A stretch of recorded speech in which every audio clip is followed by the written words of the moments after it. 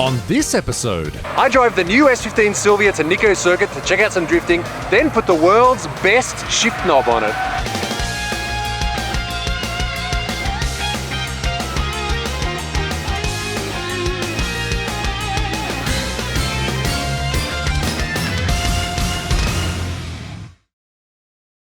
We're out here today at Nikko circuit with the S15. That's right, it has number plates on it now. It's road legal. We can drive it on the street. Here it is. Unfortunately, we can't drift it here today because I haven't taken it to the mechanic yet to get the tune checked on it because I just don't know. I don't want to take it out, thrash it, and the injectors don't work properly or something's wrong and I break it straight away. After all this time and money, breaking it straight away would be very not good. We'll get to the S15 later because there's always some good stuff in the pits here at Nikko circuit at the Wonder Days. I like the stained glass window there. Mitsumori's out here, not with the Skyline, but instead he has the Corolla and some shaved ice. Very hot today. It's very hot today, right? Yeah, it's so hot. That's also one thing I found out about the S15. The aircon works without having to charge it. That's good. I think I've seen this on the internet. Yeah, there we go. Nice, HKS GT Turbo Kit on the 8.6. So I think we'll be seeing a lot more like this in the future here at Nikko circuit. All right, let's see how it goes.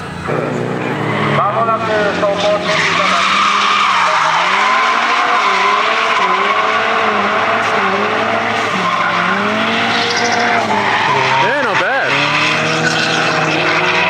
Yeah, 8.6 bolt-on turbo could be the way to go in the future. Yeah, we need to start thinking about colors for the S15. What do you think?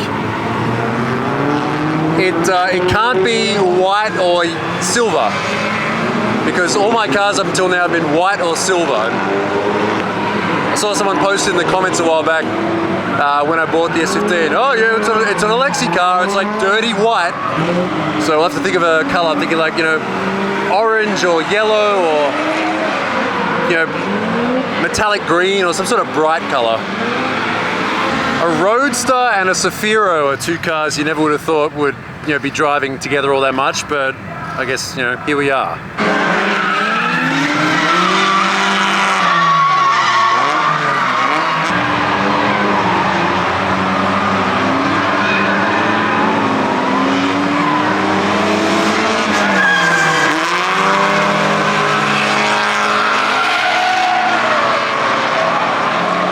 I need to start thinking about what wheel setup I'm going to run because a lot of these guys run 17-inch, 18-inch stagger, like 17s on the front, 18s on the back. And 17s on the front can be good because they're a bit smaller, give you a bit more clearance, and the tyres are cheaper. But most people up here tend to run 18 front and back. It is giving you a bigger tyre. What about this? Lightning blue with a wide body. I really like this old school look. It is turbo, it's got the side mount. Oh, I want to see this run.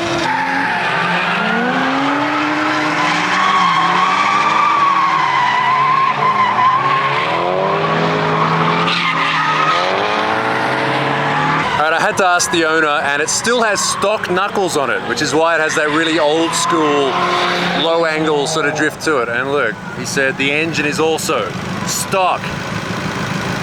So this is how the boys here at Nikko would have been drifting back in 1991. Small tires, stock angle, stock engine, and he's got the little period correct Nakatsu sticker.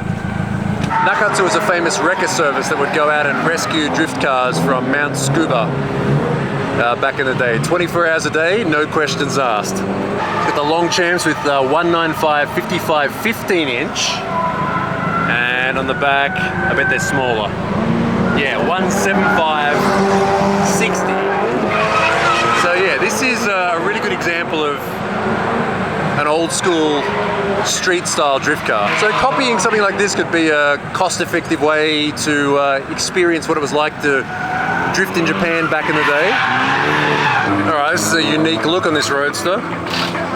It's got that 80s sort of aesthetic, you know, mall food court colouring to it. You know what it needs for a shift knob instead of the 8-ball? Like a Michelangelo head. You get that full vaporwave look. It's the Top Gun theme. By the way, a lot of people in these videos when I come to Nikko, there's always a few in the comments that say, oh, are they using a Pajero Evo for the tow car? No, it's just a regular Pajero shorty. But this has been here for the entire time that I've been coming to Nikko Circuit, so it's been working hard. Oh, look. It looks like someone tried to use the rear handle as a tow point at some point. Look, it's been ripped off.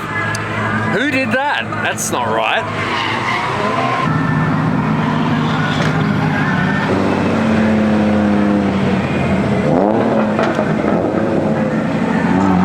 Oh, that sounds like it's an RB.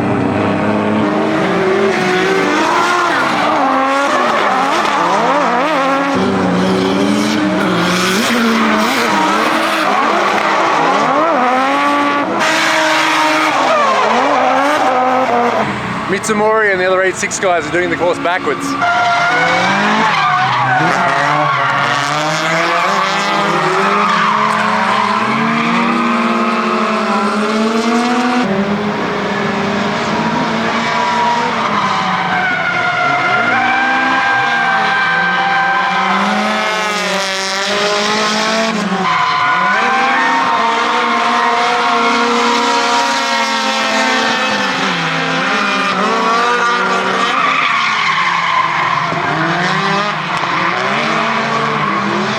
I know what you're all thinking, Alexi, why did you come all the way to Nikko Circuit and not drift the car? I just changed the oil last night. There's a whole bunch of stuff I still haven't done, like the brakes and all the other fluids and everything. Haven't done them yet, but what I thought I'd do at least was just go for a little drive.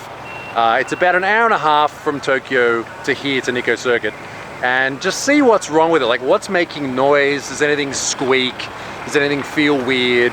You know, are any problems gonna come out? It's a bit of a risk, you know, because I could have broken down on the way, but what I figured was, at least if I break down and I can get here, then there's like 100 people here who could you know, help me fix it, which has happened before. So we're not going to do anything with this car today, apart from one thing. No matter what condition a car is in, you can always give it a bit of a modified feel by changing the shift knob. On the last video with the Probox, we changed the shift knob to you know, some gag ones that I got from the internet. Bubble shifters that were way too long, and another one that looked like a magic wand. So I thought, how can I one-up myself? So I found the ultimate shift knob. This is the Aqua shift knob from Jet, a company that does those big modified trucks. And the catch copy is the best thing about this. So it says, an illumination of gorgeous light. Hikari no tornado, a tornado of light.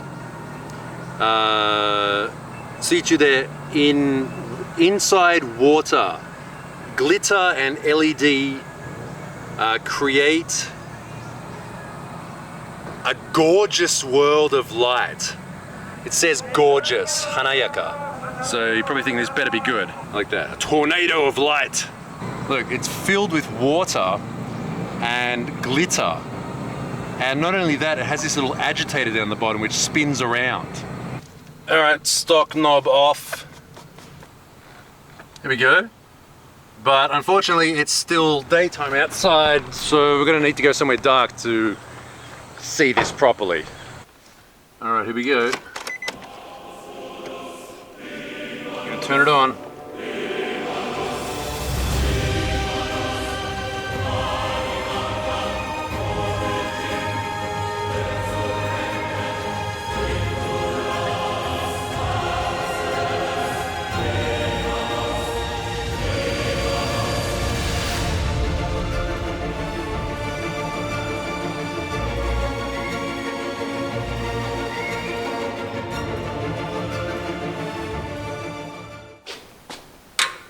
There we go. So the S15, as a street car, it's good to go. I drove it for about 4 hours today to Nikko Circuit and back and found a few little problems which we've already fixed, which is good. But I drove that whole way without boosting it once. Like I drove the whole way off boost, which you could probably imagine took a lot of self-control, to not make the pigeon noises. So we're going to take it to a mechanic and get them to look at it and make sure everything's all right before we take it to the track. And speaking of performance shops, the Probox, I've been driving it off camera a fair bit, and the 2 videos I've made about them have both done really well. So I think we're going to pursue this as a project.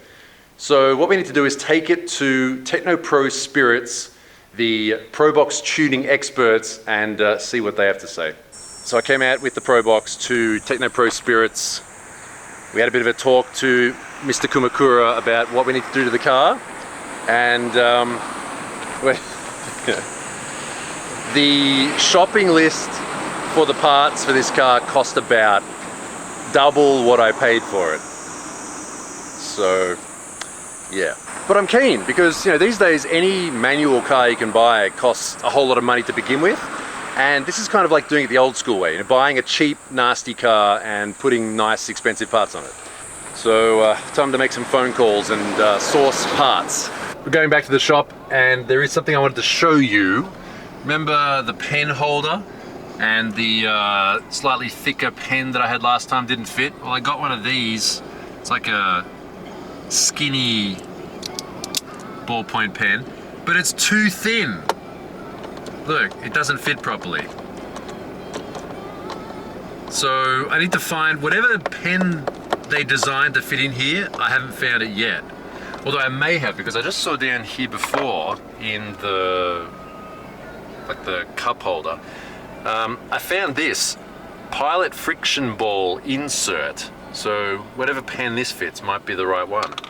And also someone said, last time when I said, oh, we've only got one speaker over here, and over here there's no speaker. Well, someone said if you pull this knob, it changes the balance. But if I do that, if I turn it left, it disappears because there's no speaker there.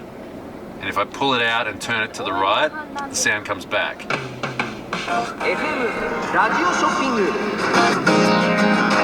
Right, so there you go. It only does have one speaker. If you've made it this far in the video, you probably like this kind of content, so click subscribe if you haven't already for more content like this. And if you'd like to see these videos a day before everybody else and also help push the content forward, see more cool stuff like you saw today, Patreon is the way to do that. These are my tier 3 subs over on patreon.com. They get to see the videos early, send me messages, even though not many of them do, but when they do, I answer. And also get a say in the future content. Like, for example, I'm going to be asking them, what color should I paint the S15? You guys will decide. Here's some more videos you can watch, and as always, thanks for watching. See you next time.